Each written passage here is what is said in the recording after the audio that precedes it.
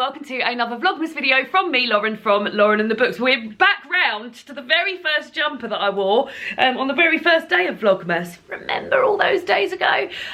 Today's video is my December book haul. So it's a collection of the books that I've got my mitts on in December, from books that I've treated myself to, books that the publishers have sent me with a few little bits, and some other books that I received as a thank you from someone. But we'll get to those at the end. So yeah, just a little little collection of the books that I've got this month. So exciting, let's get to them. And actually I've just reminded myself of this book and I want to read it soon. So Waterstones had double stamp weekend. I think it was a weekend. So in Waterstones, if you spend over a tenner, you get a stamp on a, well, it used to be on a physical card, but it's now on a, it still is on a card, but you used to get a physical stamp on a card. Now it's just, I'm making it sound really, it's a loyalty scheme. You get, for every £10 you spend, you get a stamp, and then when you get 10 stamps, you get £10 to spend in store. And it was double stamp weekend. So I treated myself to 3 books. The first one being a Christmas book, which I really must do something about reading very soon, because it is getting to nearly at Christmas now. This is The Little Christmas Library by Kate Young. So Kate Young is a sort of, I believe, I picked this up because I'd heard about it a few times, and this is a collection of Christmas recipes adapted from recipes in books. So for instance, I've just opened it here and this says ginger beer ham on brioche buns, and this is inspired by The Great Gatsby, and it sounds to me beetroot gravlax. I don't know what that's inspired to, so maybe they're not all inspired by, oh, that's from the chapter "'Twas the Night Before Christmas." So I think it's all sorts of like little Christmassy recipes. It's got lovely food, like lovely food photography in here. When I bought it without seeing inside, obviously I bought it from Waterstones, and when I got it, I thought it reminded me quite a lot of Nigel Slater's book, with like a little bit of blurb and then a recipe and then beautiful food photography. So yeah, I need to, I don't know, I think this is more of a recipe book than Nigel Slater's book is, but I'll definitely be having a peruse of that, maybe even in a minute on the sofa. Then I bought 2 books heavily influenced by Jane Campbell. The first one is The Tea Dragon Society by Katie O'Neill. This is a graphic novel, and she said that it's one of her favourite books of the year, and I was like, I'm down for that. So it's about these group of dragons who make tea, I believe from the ingredients that they sort of grow themselves, and each tea does something different, and the illustrations just look so calming and wonderful. And there's the second of this series out already, and I was looking for something to sort of treat myself to read in between Christmas and New Year, which is going to please me and make me feel really happy, and I thought this would be perfect to sort of sit down with some nice calm music on and have a little look. And I also think it's got some actual information at the back about the tea. It's got all about the I think it's about is it the Japanese way of making tea, or the, yeah, I just think it's going to be really lovely, and I'm really looking forward to it. So that's that. And then also she also, what have I just got? Oh, it's a bookmark. This is Dumplings and Noodles by Pippa Middlehurst, and I saw that Jen had cooked from this a few times on Instagram stories, and I started following Pippa Middlehurst, and everything I was looking at her like making, I was just like, God, I need that. So this is a book about dumplings and noodles, and I'd really like to get good at making something in 2020. We don't have to start thinking about resolutions yet, but I'd really like to sort of work at something. I consider myself a good cook, a good home cook. I can make, I can follow a recipe really well, and I can sort of pull ingredients together, but I don't have any skills, and I don't feel like my food always looks beautiful, and I feel like dumplings in particular look beautiful, and I'd love to get good at making dumplings and things. So I'm gonna start with buying myself some like dumpling, what do you even call those, like the sheets that you make the dumplings off? There's an actual proper word for it. Where's the actual proper word for it? Wrappers. That's just an easy word, wrappers.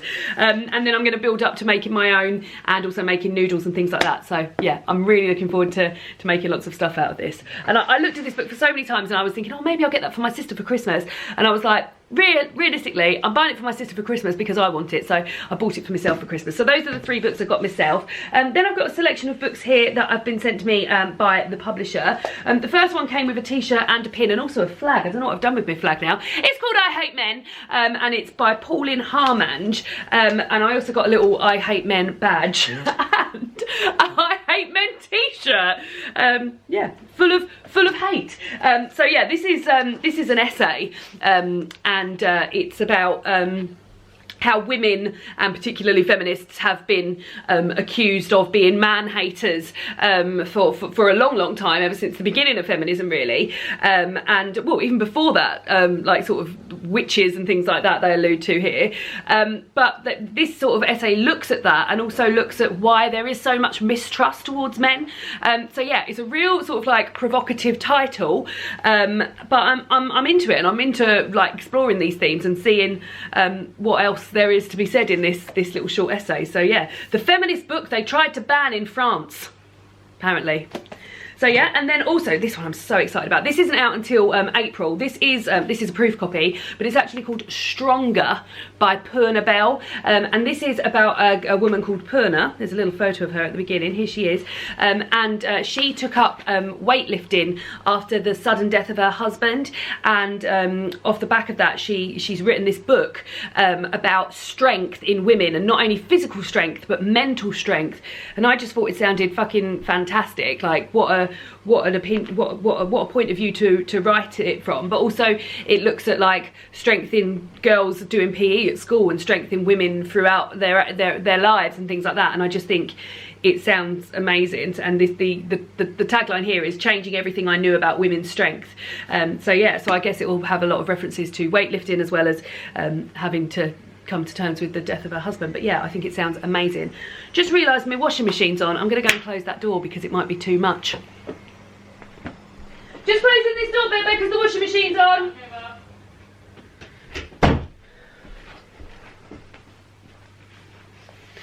Next up, I've got the next book by Rory Power, who wrote Wilder Girls, which I still haven't read, and has been on my TBR a couple of times throughout this year. And I really, actually, maybe I'll read that between Christmas and New Year. I'm making myself a right TBR of books to read between Christmas and New Year, but it's sort of semi-set in a pandemic. I mean, it's got sort of like, yeah, pandemic themes in it, and I really wanted to read that this year, but never mind. Her next book out is called Burn Our Bodies Down, and this talks about Margot, who since she's been born has always just lived just her and her mother. Every time she's asked any questions about her life, she's never got answers or anything like that. And then she finds out that her and her mother are from a place called Feline, a town called Feline. She finds a photograph that points to her having come from there, and she goes back there and can understand completely why her mother left. So that's all it says in the blurb, which I feel really like, oh, nice. So yeah, maybe if I get round to reading Wilder Girls in between Christmas and New Year, then I'll pick this up almost instantly. But yeah, it says it's a twisty and creepy thriller that questions what we know of our own identities and how far those closest to us will go to protect the truth. So yeah, that sounds very exciting. Then I've got another book that isn't out until February, I think. Oh no, the 1st of April. This is another... The thing is that I get so excited. I really look forward to reading new books in January, particularly because if I get new books for my birthday at the end of November, I read Christmas books in December. So although like I'm still reading and having a lovely time reading books, I've got all of these new books to look really forward to. You might not be able to see this. The front, oh yeah, you can. The cover of this is absolutely beautiful. It's got all this like blue foil, and this is called Rumaysa, a fairy tale, written by Rassia Hafisa. And this is actually weaves together 3 fairy tales, Rumaysa, Cinderella, and Sleeping Beauty, which you might be, and I certainly am, more familiar as those tales as Rapunzel, Cinderella, and Sleeping Beauty. So yeah, I'm really looking forward to finding out the sort of like twist they put on there. And here on the back page, it's got this really big thing that says Rumaysa, let down your hijab. So yeah, I feel really excited to read that, and I think it'll be really, really interesting. Oh, I actually thought, oh, so the way I got it, where it says weaving together 3 fairy tales, I thought the book had the three characters in of Sarah, Rumaysa and Cinderella, but looking at it, it looks as though it's 3 separate retellings. So yeah, I look forward to that. I very much look forward to that. Then I've got Bad Habits by Flynn Meaney. This sounds really fun, and I really love this front cover. It looks like it's going to be really, really fun. So this is a novel about a young girl, Alex, who is a lone, loud voice for female equality at her school, and she decides to stage the groundbreaking feminist play, The Vagina Monologues, at school, and she does it in order to get expelled. And when she realises that when she starts doing it, she's like, bloody bloody hell, I could really make a change here in this school. And she does that. And it says here, it's a riotously funny novel about the importance of friendship and finding your voice. And yeah, that just sounds like super duper fun as well. Oh, I've got a real big smile on my face thinking about all of these books. And this isn't out until next year either. I haven't got a release date for it, but it's not out until 2021. And then I've got The Last Bear, which is out in February 2021. And this is written by Hannah Gold. This front cover, this is a proof copy, so this isn't, I imagine the artwork will be something like this. And it's just so beautiful. And it's a story about a friendship of a young girl, I think, with a bear, but also has a lot to do about the environment and why this polar bear is not able to live in his natural habitat. So it sounds very interesting and also heartbreaking, and yeah, it's I'm very intrigued by it, very intrigued. And then the last book I've got sent from the publisher is a picture book that Emma at Book Break kindly sent me, and this is Coming to England by Floella Benjamin and Diane Ewan. So this is the picture book adaptation of the inspiring true story celebrating the Windrush generation, and yeah, it just looks so lovely, the pictures, and this is something genuinely that I need to look more into, the Windrush generation, but I thought this would be like a really good place to start. Also, this will be going to my niece after I've read it, and yeah, I just think the pictures and everything are beautiful, and I can't wait to read it, and it just looks amazing. So yeah, great book. Then the last three I've got here, and I'm glad this has come out now, because today, in fact, the 21st, I was the Christmas guest on a bookish podcast called Quick Book Reviews, run by the lovely Philippa. Philippa's one of my Patreons, and she's been a patron for ever such a long time, and she asked me if I'd like to be the Christmas guest on her podcast, and I was absolutely delighted to. We had a lovely time on a weekend in November, I think we did it, where we talked about 5 of our favourite Christmassy books each, and I got some inspiration from her, and read and bought and read some books that she'd mentioned, and yeah, we just had a lovely time. And as a thank you, which I wasn't expecting at all, she was so sweet, she sent me 3 books, and books that she thought that I would like for specific reasons. So thank you so much, Philippa. And yeah, if you want to hear that podcast, I don't know how I'll do that, because I don't know, I get my podcast from iTunes, but I'll type the name of the podcast down below, and I'll also link you to Philippa's Instagram page, because I'm sure they'll have links there on how to get a podcast. I don't actually know how to do that, how you link a podcast, but I'll link Philippa's Instagram page. But yeah, she sent me these 3 books, which are really sweet. So the first one she sent me was Manjeet Man. This is Run Rebel, and she sent me this because she knew how much I enjoy Black Flamingo, and she thought I would enjoy this as well. So this is a novel told in verse, and it's about Amber, who's trapped by her father's rules, by his expectations, by her own fears, and now she's ready to fight for herself, for her mother, for her sister, and freedom always comes at a price. It says Run Rebel is a trailblazing verse novel that thunders with rhythm, heart and soul, and that sounds right up my street. So yeah, love that. I think David will really like that too. He likes a novel written in verse. Then she also sent me The Night I Met Father Christmas. I need to keep this and a little Christmas library out, because I put them in my book haul page, my book haul pile, and had almost all but forgotten about them, but I will get to them before Christmas, hopefully.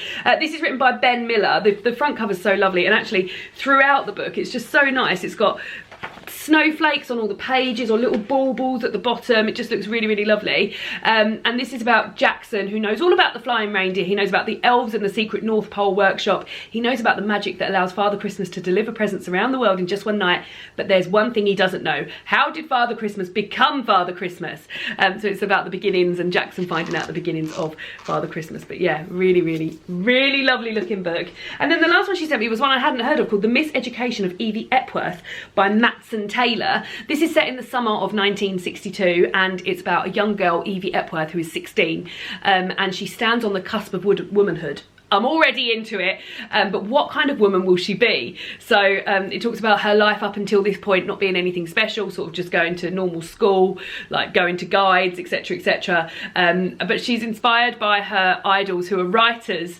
not all just writers actually, Charlotte Bronte, Shirley MacLaine and the Queen, and she dreams of a world far away from a rural East Yorkshire. So Philippa said to me this is really cosy, and the equivalent, I think she said it was the equivalent of watching like a Sunday night like drama on telly. So yeah, that sounds really good as well. So those are the books that I got my mitts on in December. Let me know if you got your hands on any books in December and what you're planning on reading in between Christmas and New Year, if you have that plan. I hadn't really thought about that, but yeah, maybe I should do myself a little TBR pile for in between Christmas and New Year, because that would be really nice. Certainly got enough time on my hands for it. So yeah, that's it from me, and I will see you all again soon for another booktube, for another Vlogmas video. No, not tomorrow. So although I'm supposed to be doing a video every single day in December, I didn't have a video planned for Tuesday, and I just haven't stretched myself to try and find one, so I thought we'd all just have a little break on Tuesday. I'll be back on Wednesday and Thursday with the last 2 videos of Vlogmas, and I'll see you all of them. Bye!